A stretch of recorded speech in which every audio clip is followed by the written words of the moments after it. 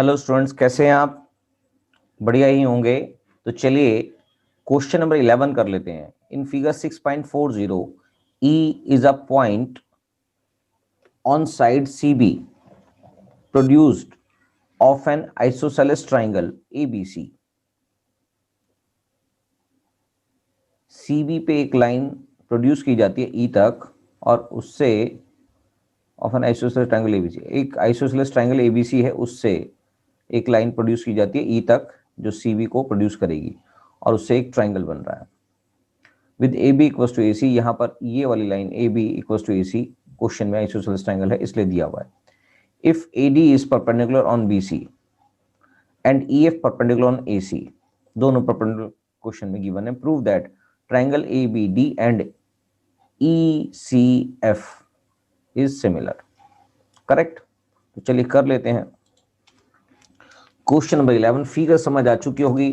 Question में आपको line AB और AC इक्वल बोला है, आइसोसेलेस ट्राइंगल है, और एंगल F और एंगल D यानी कि ये वाला AD जो है इस पे परपेंडिकुलर गिरा हुआ है तो ये 90 डिग्री के हैं और एक पॉइंट E प्रोड्यूस किया जाता है BC से।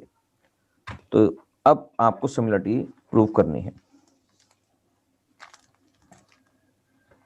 Given triangle ABC is an isosceles triangle,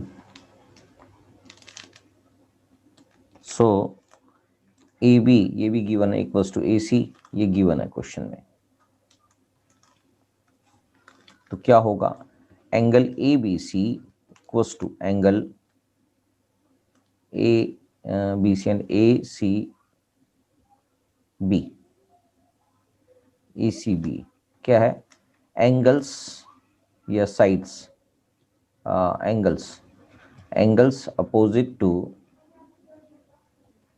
equal sides. Correct, ये वजह है। और आपको पता है कि यहां पर angle ABC equals to angle ECF भी होगा। क्यों होगा? क्योंकि बोथ आर कॉमन सेम है, यानी कि एंगल ABC या angle ACB equals to angle ECF already question में दिखाई दे रहा है, राइट? तो अब in triangle ABD and triangle ECF, ऊपर एक एंगल तो प्रूव हो ही चुका है, यानी कि एंगल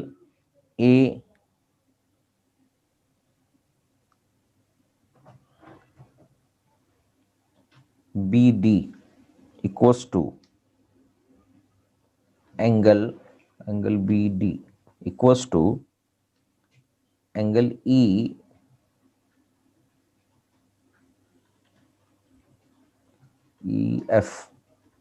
EFC। ये क्योंकि क्वेश्चन में परपेंडिकुलर है इसलिए ये दोनों 90 डिग्री हैं। और साथ में एंगल ये AD है, ADB, और ये एंगल ADB और वो angle ABD equals to angle ECF है, क्योंकि ये हमने अभी प्रूव कर लिया है। AC equals to AB question में गिवन है, ऑलरेडी हमने प्रूव किया था। तो इसलिए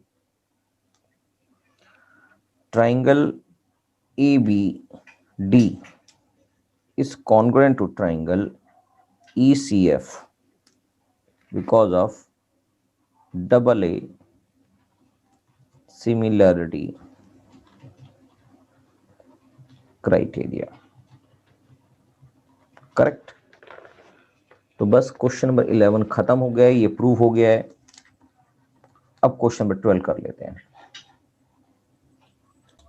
क्वेश्चन नंबर 12 में लिखा है sides AB and BC and median AD of a triangle ABC are respectively proportional to side PQ and QR and median PM and triangle PQR in figure 6.41। दो triangle दे रखे हैं और इसके प्रोपोर्शनली दे रखा है। Show that triangle ABC is similar to PQR। तो चलिए सिंपल है, सब कुछ दे ही रखा है इस क्वेश्चन में, ज्यादा कुछ करना नहीं है, लिखना है बस आपको।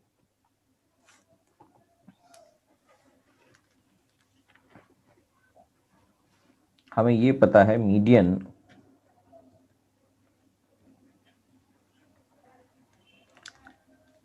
divides the opposite sides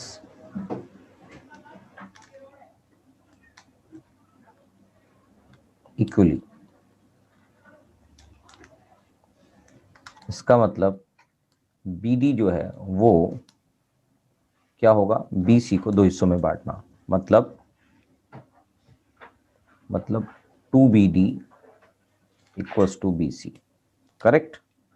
या फिर QM equals to QR upon में 2 और 2QM इक्वल्स टू QR। क्या बात समझ में आ गई? गिवन दैट ये प्रोपोर्शनेट गिवन है, प्रोपोर्शनल है दोनों साइड्स, दो ट्राइंगल्स की, तो AB upon PQ equals to BC upon QR और AD अपॉन PM क्वेश्चन में गिवन है। इसको एक नंबर डाल देते हैं और अगर हम इसको फीड कर दें BC और QR की जगह, जो अभी हमने प्रूव किया ऊपर, तो ये आ जाएगा AB upon PQ equals to 2BD upon 2QM equals to AD upon PM। It implies that 2 से 2 कट गया, इसका मतलब AB upon PQ is equals to BD upon QM equals to AD upon PM, right. अब triangle in triangle ABD and triangle PQM, right.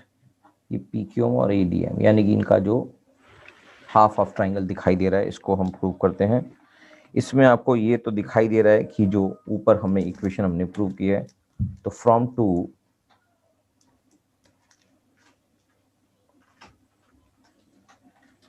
या लिख ही देते हैं AB या from two AB upon PQ equals to BD upon QM equals to AD upon PM। इसका मतलब triangle ABD is similar to triangle PQM है because of SSS similarity criteria. अगर तीनों एक ट्राइंगल की तीनों साइड्स प्रोपोर्शनल होती हैं तो वो ट्राइंगल सिमिलर होता है। तो क्वेश्चन में सिमिलरिटी की वजह से ये ट्राइंगल प्रोपोर्शनलिटी की वजह से ये ट्राइंगल सिमिलर है।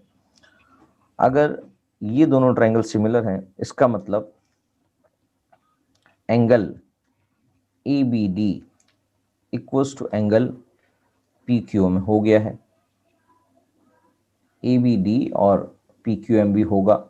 क्यों होगा? Because corresponding angles of similar triangles, corresponding part है इसका, ये corresponding angles of similar triangles.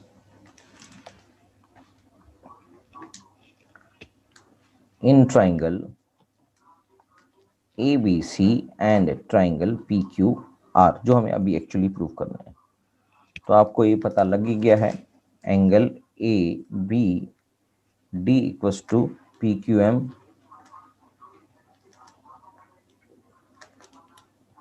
T number from 3। अगर ये दोनों इक्वल हैं तो AB अपॉन PQ, ये दोनों इक्वल तो हैं, और साथ में AB अपॉन PQ और BC अपॉन QR, ये ऑलरेडी हमें गिवन है, जो हमने अभी ये रहा 1 नंबर में, यानी कि फ्रॉम 1। तो अगर ये चीजें यहां पर नकार, यानी कि दो साइड्स प्रोपोर्शनल है और एक एंगल इक्वल है, तो इससे क्या होगा, triangle ABC is similar to triangle PQR because of SAS similarity criteria. Correct, hence proved. Question number 12 भी कंप्लीट हो जाता है। क्वेश्चन नंबर 13 में लिखा है D is a point on the side BC of a triangle ABC such that angle ADC equals to angle BAC। Correct. Show that, यानी कि आपको एंगल ADC, इस तरह से क्वेश्चन में दे रखा है, ये वाला एंगल और एंगल BAC ये दोनों इक्वल है, पूरा एंगल और ये वाला एंगल। करेक्ट। क्वेश्चन में दे रखा है you have to prove CA square equals to CB multiply by CD। CB multiply by CD। Correct. तो चलिए प्रूव करते हैं इसको भी।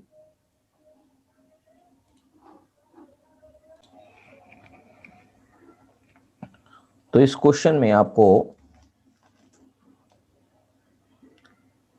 इन triangle ADC and triangle BAC angle ADC equals to angle BAC, ये क्वेश्चन में गिवन है, और angle ACD equals to angle BCA, ये कॉमन एंगल हो गया, इसलिए डबल ए सिमिलरिटी क्राइटेरिया की वजह से triangle ADC is similar to triangle BAC by double A similarity criteria. क्या ये बात समझ में आ गई? So we know that corresponding sides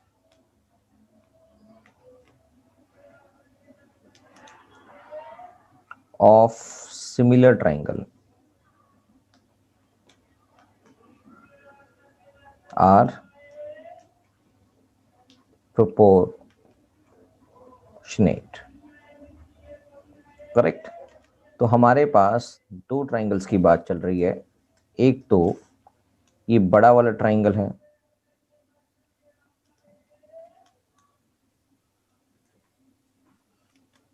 यानी कि ट्राइंगल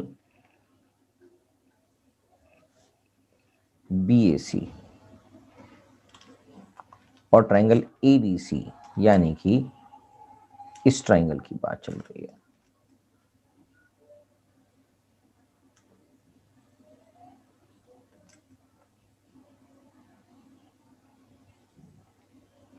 इन दोनों की सिमिलरिटी प्रूव करने के लिए आपको इन दोनों ट्राइंगल के अंदर सबसे इंपॉर्टेंट बात, ये वाला एंगल जो है वो कॉमन ही है दोनों ट्राइंगल के अंदर, और ये वाला ट्राइंगल, ये वाला एंगल छोटे वाले ट्राइंगल का ये बड़े वाले ट्राइंगल के बराबर, तो ये सिमिलर हो गया। क्या ये बात समझ में आ गई? जब ये ऐसी है तो इसका मतलब जो बड़े वाले ट्राइंगल है उसकी साइड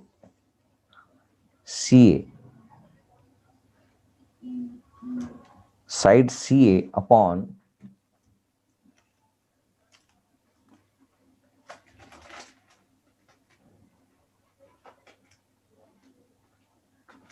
CB, पहले छोटा ट्राइंगल CA अपॉन में बड़े ट्राइंगल CB की बात हो रही है, इक्वल्स टू सी डी, फिर छोटा ट्राइंगल सी डी उसकी साइड, और दूसरी साइड में सी ए बड़े वाले ट्राइंगल की साइड मानी जाएगी।